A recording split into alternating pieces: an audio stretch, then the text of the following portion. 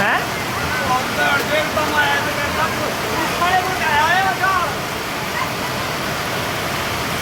हाँ ये देखो यू ना एक बार